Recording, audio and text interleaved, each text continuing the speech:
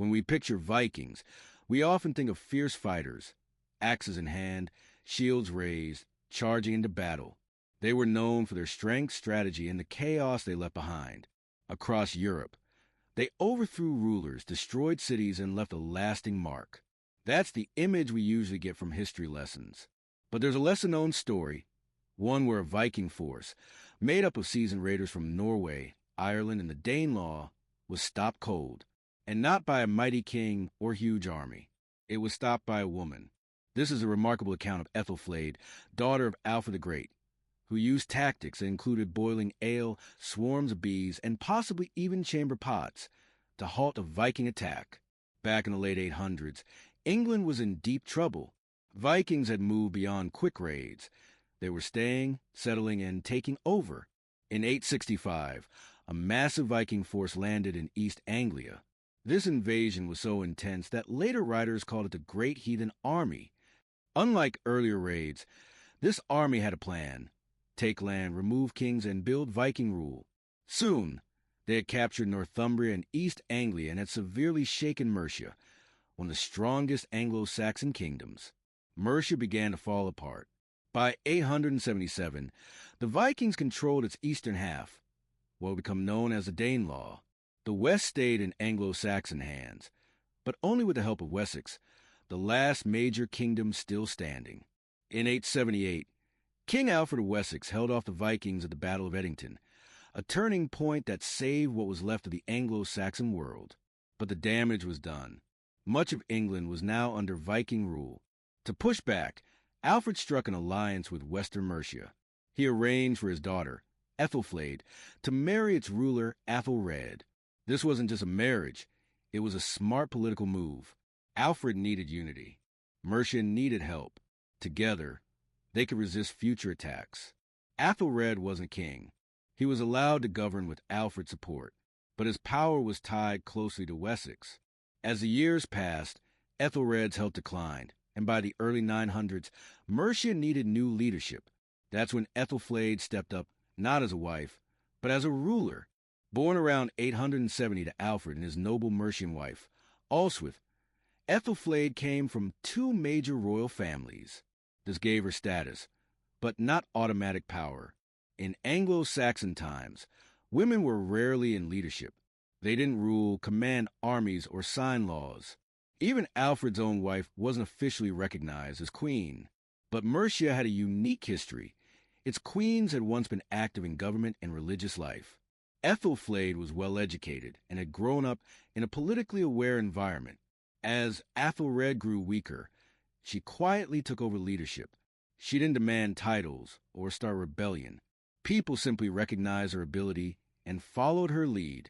Soon, she was handling Mercia's defense, governance, and diplomacy.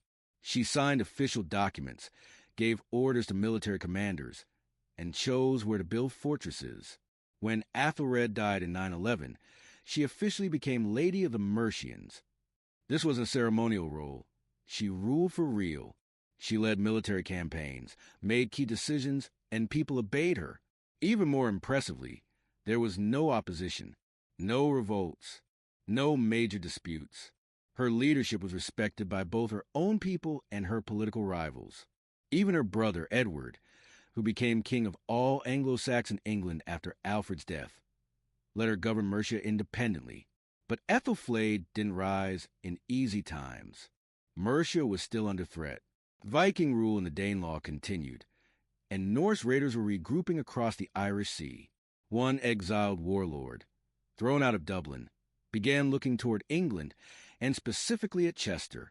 At the time, Chester was a vulnerable but important town in northwest England. It sat near the border with Wales and close to Irish-controlled waters. To the east were Anglo-Saxon lands. To the west were hostile Viking forces. It was a key spot and a risky one. Chester had once been a Roman fortress called Deva Victrix, built almost 900 years earlier. The Romans had picked the site for its natural defenses: hills, river bends, and sea access. Though its stone walls were worn down, they still offered protection. Ethelflaed saw Chester's potential. If left weak, it could be overrun, but if reinforced, it could block Viking movements and protect Mercia. Around 907, She ordered it rebuilt, restoring the Roman walls, adding new gates and defenses, and preparing it for war. She may have personally overseen the work. This wasn't just a repair project. It was a warning. Ethelflaed was getting ready. And soon, the threat arrived. Across the Irish Sea, Norse Vikings had been expelled from Dublin in 902.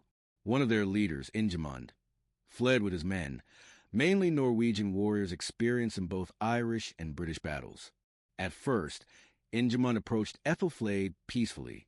He asked for permission to settle near the Wirral Peninsula, just north of Chester. In return, he promised to defend the area from other raiders. Given Mercia's stretched defenses, this offer seemed practical. Ethelflaed agreed, but that trust didn't last.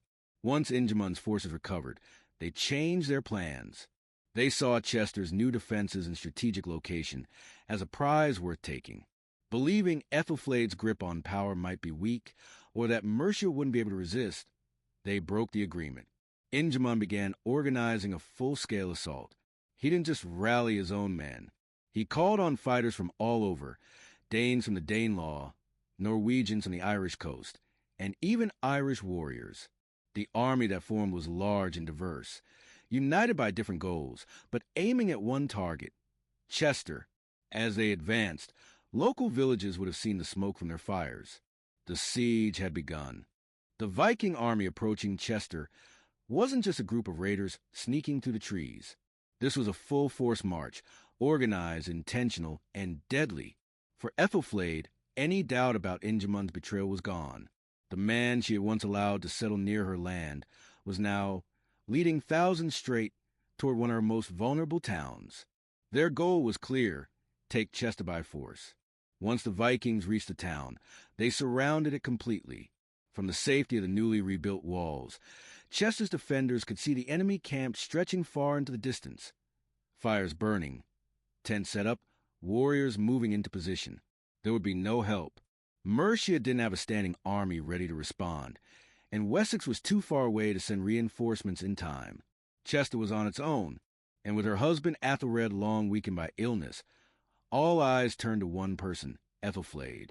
She was in charge, and every choice she made would decide the town's fate.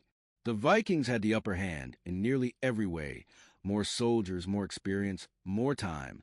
These were fighters hardened by campaigns in Ireland, Wales, and across the Danelaw. They knew how to break into towns, starve out defenders, and wait as long as needed. Inside Chester, supplies were limited. The town had been restored, yes, but it wasn't a major hub like London or York. It had strong walls, but strength alone wasn't going to be enough. No one inside knew how long they'd have to hold out. Outside, Viking engineers began building siege equipment. Ladders, ramps, trenches. They were setting the stage for a full assault. And inside the walls, pressure kept rising. People were scared. Soldiers, townsfolk, families. They were all trapped together, watching the enemy gather just beyond reach. Rumors spread. Would the gates be breached? Could they last another day?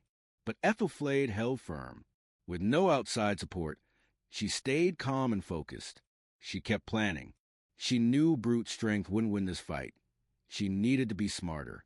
The enemy thought victory was already in hand. That confidence would be her advantage. Her next move was bold.